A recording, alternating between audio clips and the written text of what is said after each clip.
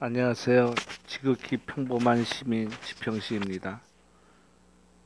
어제 피지에 있는 제일 친한 친구 강제비, 거기선 제임스 강이라고 하나요? 왜 유튜브에 안 올리냐고 해서 올리도록 하겠습니다.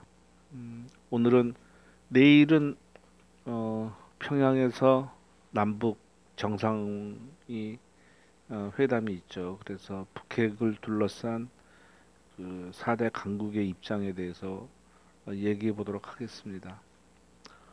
제 생각에는 남북 간이 평화로 가는 것을 별로 달갑지 않게 생각할 겁니다.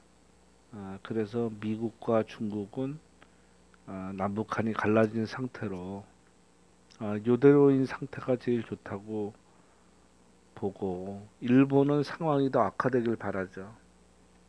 그리고 러시아는 그냥 어느 정도 관망하는 입장인데, 거기에 대해서 얘기해 보겠습니다. 먼저 미국 먼저 얘기해 보겠습니다. 우리나라에 제일 큰 영향을 미치는 국가이니까요.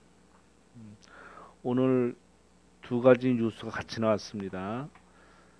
그 뭐 린지 그레이엄이라는 공화당 상원 의원이 인터뷰를 했는데, 이번에 남북 회담으로 인해서 뭐 추후에 북핵의 결실이 없으면 미국은 군사력을 사용해야 한다는 얘기를 인터뷰를 했고요.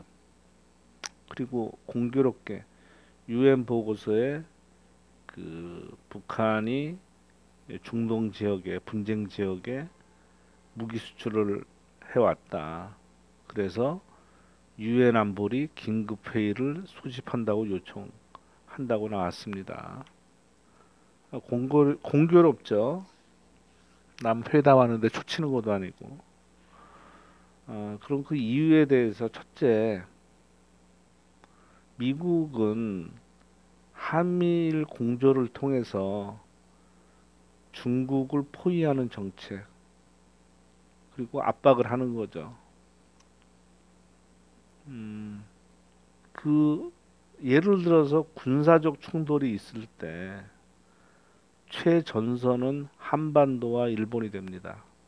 미국 입장에서는. 그러면 중국은 세 나라를 동시에 상대해야 돼요.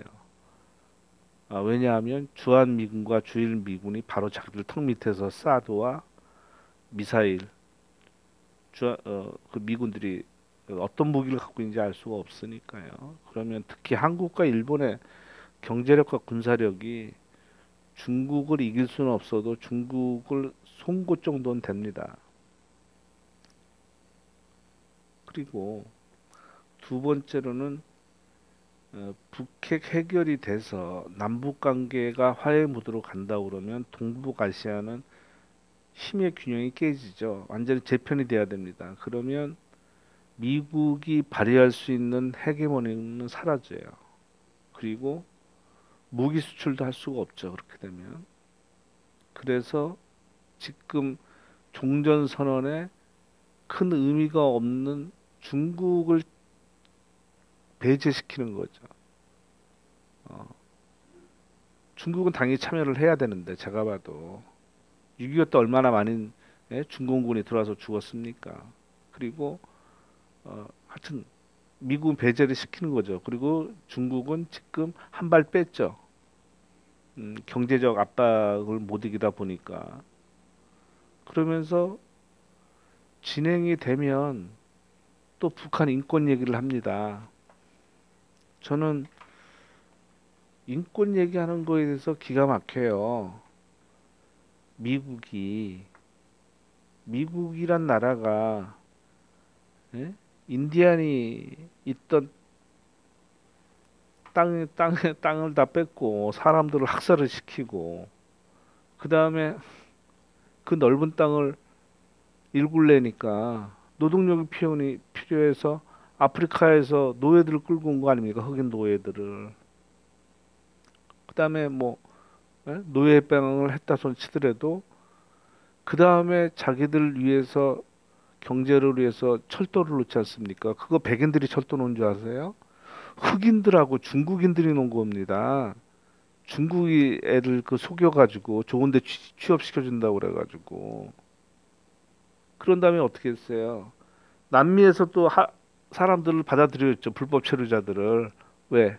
그 사람들이 하층민 또 3D 일을 해야 되니까. 근데 이제는 어떻게 됐습니까? 아시아에 한국, 중국, 일본 애들이 와서 아이비리그에 가서 공부를 하고 또 경제적으로도 경쟁을 하는데 동양 애들은 죽기 살기로 공부하고 죽기 살기로 일을 합니다. 경쟁이 안 돼요, 백인들하고. 그러니까 미국이 들고 나오는 게 이제 아메리카 퍼스트죠. 이제 불법 이민자도 필요 없다는 얘기입니다. 왜? 교육을 제대로 안 받은 백인들이 이제 하층민이 되는 거예요. 그러니까 트럼프는 그 하층 백인들을 공략을 해서 대통령이 된 거죠. 그럼 뭐 북한의 인권 문제는 뭐 안 다룰 수는 없는 문제지만 우리 입장에서 지금 북한 핵이 더 중요한데 그건 추후에 풀 문제인데 아니 그럼 이제까지 그 인도의 카스트 제도는 왜 비판을 안 하나요? 태어나자마자 신분이 결정되고 그 말도 안 되는 짓거리를 하고 있는데 그 중동은 또 여성 차별 정도가 여성 학대하잖아요. 일부 다처제에다가 사우디에서 지금 뭐 여성이 운전할 수 있는 게 해외 토픽에 나오잖아요. 그런 나라에 대해서는 왜 이런 방법 말을 안 하고 또 자기들도 인종차별이 얼마나 심합니까? 그런 역사에서. 이거 너무 말이 길어지니까 그 끊어버리겠습니다. 그러면 그 다음에는 중국을 보면 지금 미국의 경제적 군사적 압박에 굉장히 어려운 지경에 지금 봉착돼 있죠. 자기들이 인공섬을 만들었는데 그것도 항해의 자유다 해서 인정도 안 하고 또 대만을 살살 건드리고 그리고 자기들이 야심작인 1대1로 제2의 실크로드 1대1로를 추진하는 데 있어서 미국의 압박에 의해서 그 찬성했던 나라들이 살살 발을 빼죠. 그러면 만약에 남북 관계가 잘 되고 미국이 원하는 북한이 베트남식 경제 개방을 해버리면 중국을 배제하고 미국을 추종하는 어떤 친미 정권이 생겼다. 그랬을 경우에 중국은 두려움이 앞서는 거죠. 중국은 56개 다민족 국가입니다. 근데 동북 지역에 조선족이 있죠.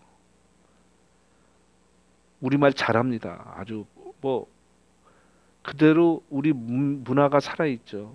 만약 남북 문제가 해결된다고 그러면 조선족은 중국의 동북 삼성에서 제일 발달할 겁니다. 무역, 교역과 한류가 들어가겠죠. 그러면 중화민족은 많이 힘들어질 겁니다. 자기들이 두려워하는 자유가 들어가고 한류가 들어가고 제2의 천안문 사태가 터지면 중국은 걷잡을 수 없을 것입니다. 그리고 이제까지 고구려는 자기들 역사라고 했던 동북공정도 애매해져 버리는 거죠. 뭐 그 정도 하고 일본은 정말 아베 자체가 그 집안 자체가 극우 집안입니다.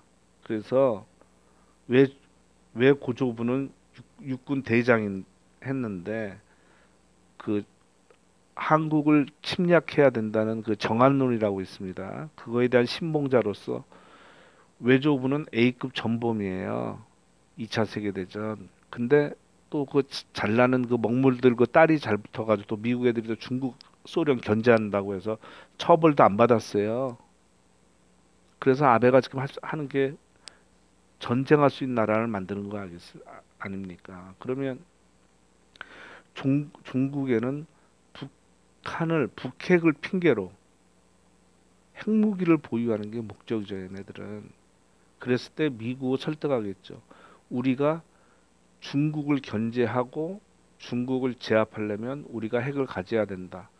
이렇게 역설을 해서 미국을 설득하려 들겠죠. 어떤 상황이 만들어지면. 그러면 마지막 남은 러시아는 어쩔까요? 러시아는 한 발 뺍니다. 러시아는 경제적 이득을 취하면 돼요. 그러나 친미 정권이 들어서서 국경을 마주하기는 싫죠. 그래서 러시아에서는 우리나라가 남북 관계가 잘 풀리면서 중립국을 선언하기를 간절히 기대하는 거로 알고 있습니다. 얘들이 바라는 거는 유라시아 철도, 가스관 연결 이런 경제적 이득을 원하는 거죠. 그러면 이 4대 강국은 각자 자기 나라의 입장이 있지만 우리한테 저지른 죄들이 있잖아요. 특히 미국하고 소련하고. 전쟁은 일본이 일으켰는데 왜 우리나라가 분단국이 돼야 됩니까? 그렇게 했잖아요. 그때 우리가 뭐 이승만이나 김일성이 합쳐 뭐 이렇게 뜻이 맞았으면 우리가 통일이 됐을까요? 절대 안 됐죠. 그만큼 우리는 지리적 요충지인 거죠. 이 한반도가. 소련 입장에서는 태평양으로 진출할 항구가 필요했고 미국은 한반도에서 소련과 중국을 견제를 하는 거죠. 그 당시 때는 중국은 빠지고 이제 소련이 더 컸으니까요. 우리 입장에서 얼마나 억울합니까? 일본을 반을 가르지. 그러니까 미국이 허용치 않았겠죠. 국, 중국과 소련의 국경을 접한 대륙이 연결돼 있으니까요. 그래서 저는 어, 뭐 반미, 친미 뭐 이런 생각을 갖고 있는 사람이 아니에요. 저는 뭐 감히 말하자면 우리 민족이 우선인 거죠. 민족주의를 저는 생각합니다. 그 한명기 교수가 이런 말을 했죠. 현재 중국은 자신감이 넘쳐 흐르고 미국은 조바심이 넘쳐 흐르고 일본은 초조함이 넘쳐 흐르고 한국은 헷갈림이 넘쳐 흐른다고. 우리가 진짜 정신 차리고 대비해야 됩니다. 누구도 믿지 말고 우리 힘을 길러야 됩니다. 우리가 고구려가 될 것인지 구한말 한반도가 될 것인지 진짜 중차대한 입장에 처해 있습니다. 감사합니다.